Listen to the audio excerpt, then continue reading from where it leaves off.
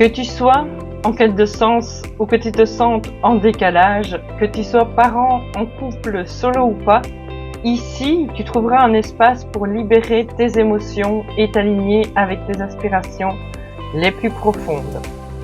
Bienvenue dans ce podcast, Une onde d'humanité. Ma mission, c'est l'accompagnement vers la réalisation de soi à travers différents outils que j'ai mis en place et développés, notamment des audios alchimiques, les accompagnements personnalisés, une boîte à outils évolutive ainsi que toutes mes publications sur les différents réseaux sociaux, mon blog et ma chaîne YouTube. Je m'engage à partager cette quête de sens avec toi pour te permettre de retrouver ton estime personnelle et ta place dans le monde. Rien que ça, on y va ? Je m'appelle Sabine Georges et j'accepte la mission. Bienvenue donc dans cet épisode Une onde d'humanité. Aujourd'hui, on plonge dans un sujet qui mêle émotion, équilibre et décoration. Mais pas n'importe quelle décoration, le design d'intérieur pensé comme un véritable levier de bien-être. Et si votre espace de vie devenait plus qu'un lieu, un véritable allié pour apaiser vos émotions, vous inspirer et vous reconnecter à vous-même. On va aussi explorer les couleurs et leurs effets subtils mais puissants sur notre humeur et notre énergie. Alors, vous êtes prêts à regarder vos murs autrement? Dans cet épisode, on plonge dans l'univers du design d'intérieur. Non pas pour parler simplement de déco, mais pour explorer comment nos espaces influencent nos émotions et notre bien-être. Et si votre intérieur devenait un véritable allié au quotidien? On va aussi discuter des couleurs aujourd'hui, ces vibrations visuelles qui impactent subtilement ou parfois puissamment notre humeur et notre énergie. Le design d'intérieur, un reflet de soi. Nos espaces nous racontent notre histoire, celle de qui nous sommes ou de qui nous aspirons à être. Comment un design d'intérieur réfléchi peut vous simplifier la vie, apaiser des tensions et vous ramener à l'essentiel. J'ai une petite anecdote que j'ai vécue dans le cadre d'un projet qui avait lieu à Liège, donc c'est en Belgique.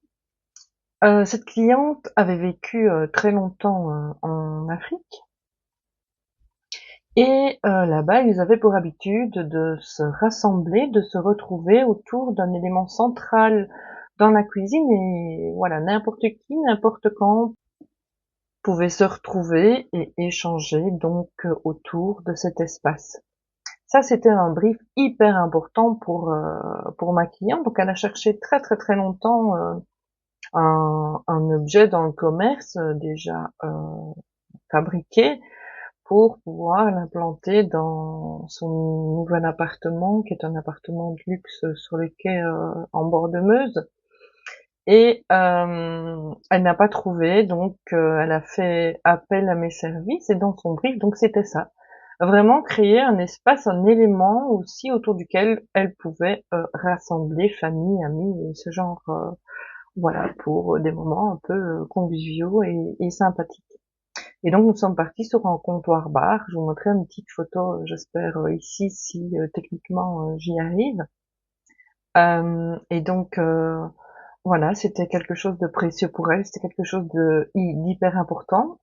Et ça signifie, en fait, ça donne quelque chose, ça donne des éléments, ça donne des informations, évidemment, sur des modes de vie, des pratiques, et sur ce qui est attendu, comment les gens veulent vivre leur vie, leurs rencontres, et avec leur famille, leur entourage, voilà.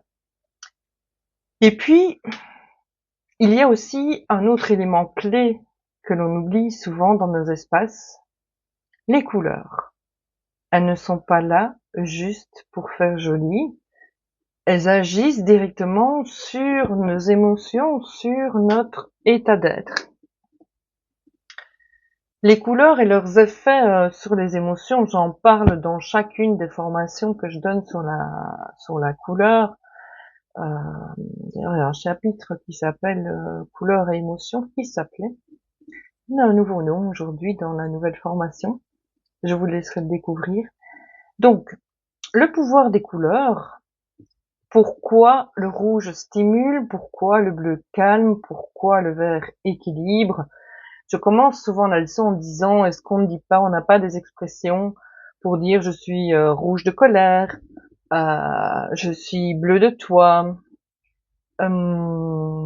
et ce genre d'expressions dans le langage courant et quotidien qui font état d'un lien entre une couleur et une émotion. Comment donc bien choisir les couleurs en fonction aussi des espaces, que ce soit une chambre où on a envie de couleurs un peu plus détente, un peu plus calmes, comme les bleus, les verts doux, les tons naturels.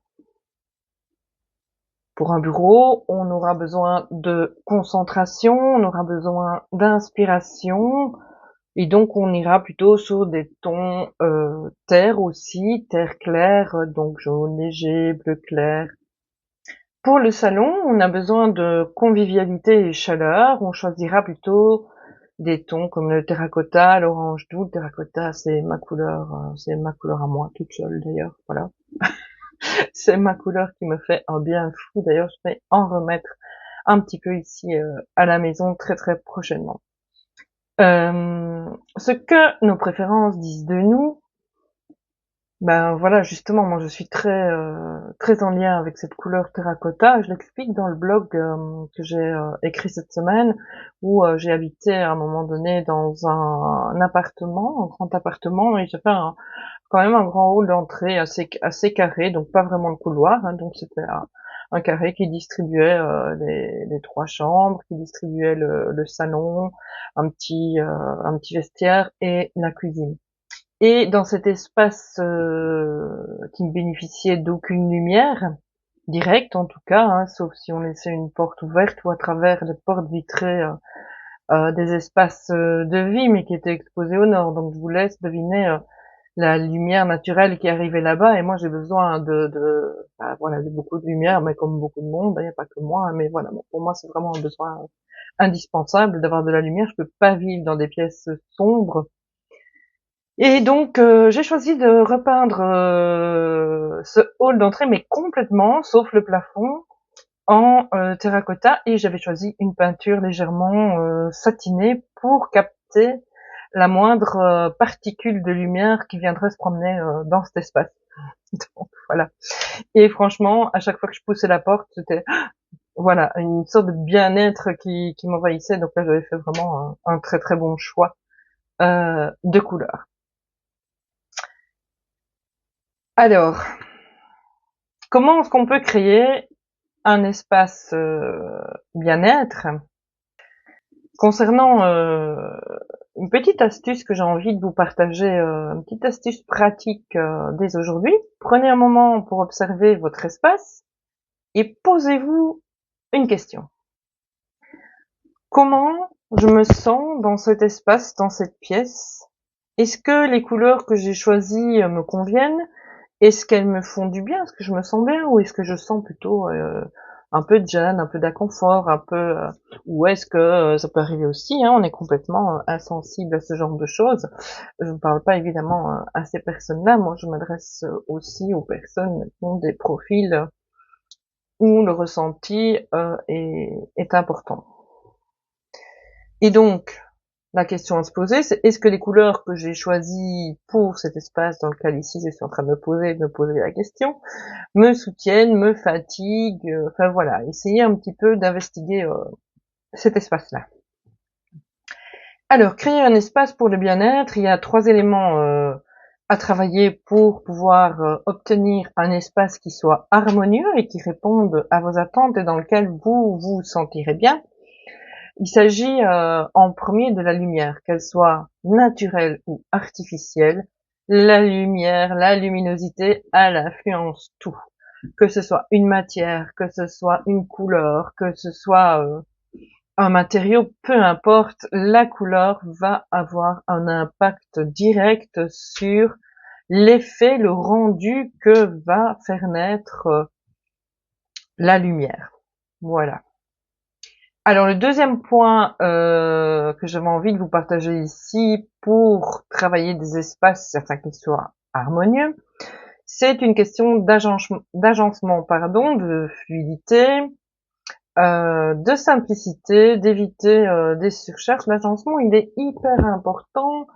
Enfin, vous savez, ceux qui me connaissent, j'ai fait du feng shui tout bien avant d'être décoratrice d'intérieur. Ça fait partie intégrante de ma personnalité, de mon profil. Et donc, pour moi, il est hyper important que dans un espace, dans une maison, dans un appartement, l'énergie circule de façon fluide. Et donc, il est hyper important de faire attention, de prendre soin, d'observer, par exemple, juste un exemple ici, souvent, on voit ça moins souvent maintenant parce qu'on a des meubles sur mesure qui font des pans de mur, mais avant, on avait des petits meubles TV qu'on mettait en coin, vous voyez, on mettait entre deux coins et derrière, on avait toute la poussière qui pouvait stagner et c'est pareil, l'énergie elle stagnait de la même façon. Donc ça c'est pour la position du mobilier et puis à nouveau pour la position du mobilier c'est hyper important de voir comment on circule. Est-ce que c'est facile de circuler? Si vous n'avez pas facile de circuler dans vos espaces, l'énergie n'aura pas non plus facile de circuler dans vos espaces. Un troisième point, un troisième élément à regarder et à travailler pour un espace harmonieux, ce sont les matières, les textures, les matériaux qui favorisent plus la détente. On sera évidemment plus détendu avec des tissus moelleux, épais, doux. Tout ça travaille évidemment sur tout ce qui est sensoriel, sur la sensorialité et donc sur le ressenti à travers le toucher, à travers le regard, euh, à travers le son aussi, parce que quand vous travaillez avec des matériaux qui amplifient la résonance du son, pour certaines personnes, ça peut être très inconfortable. Moi, je sais que dans un restaurant où on n'a pas travaillé l'acoustique, je sais pas y rester. Je sais plus, en tout cas, je l'ai fait, mais je suis très inconfortable. Je sais pas suivre la conversation. Je suis tout le temps happée par ce bruit de fond et ce son qu'il y a en toile de fond. Donc, ce ne sont pas des moments pour moi qui sont agréables. Mais à la maison, on peut aussi intervenir là-dessus et voir un petit peu ce qu'on utilise. Si vous utilisez des tissus épais, des tissus velours, enfin voilà, un tapis, tout ça va pouvoir être capable d'absorber les sons et de diminuer la résonance et l'impact du bruit et donc vous rendre la vie plus confortable encore. Alors, quelques petites astuces qui sont accessibles, des petits changements, par exemple, avec un grand impact. Changer les housses de coussin, ça, moi, c'est quelque chose bizarrement, enfin non, pour moi c'est pas bizarre, mais chaque changement de saison, et surtout hiver-été, quoi, j'ai vraiment besoin l'été de retrouver de la fraîcheur et l'hiver de retrouver de la chaleur. Donc pour moi c'est hyper important d'apporter ça sans devoir changer évidemment tout le mobilier ni toute la peinture qui est au mur. Donc c'est hyper important pour ça d'avoir une base qui s'adapte tant au ton chaud qu'au ton froid. Et voilà, donc ça c'est les housses de coussin, ça peut être un petit détail qui change tout, changer, ajouter une plante, jouer avec des miroirs, voilà, ce sont des petites choses qui peuvent complètement transformer votre espace et le rendre confortable. Alors on en arrive déjà à la conclusion. En réinventant nos intérieurs, on ne se transforme pas spécialement, mais on peut se reconnecter. On crée un espace qui nous reflète, qui nous apaise, qui nous soutient au quotidien. Alors, si vous deviez choisir une seule action pour commencer, laquelle serait-elle? Une nouvelle couleur? Un coin rien qu'à vous? un éclairage un peu plus doux. Merci en tout cas d'avoir partagé avec moi ce moment dans une onde d'humanité. N'oubliez pas, votre espace, c'est votre refuge. À très vite pour un prochain épisode.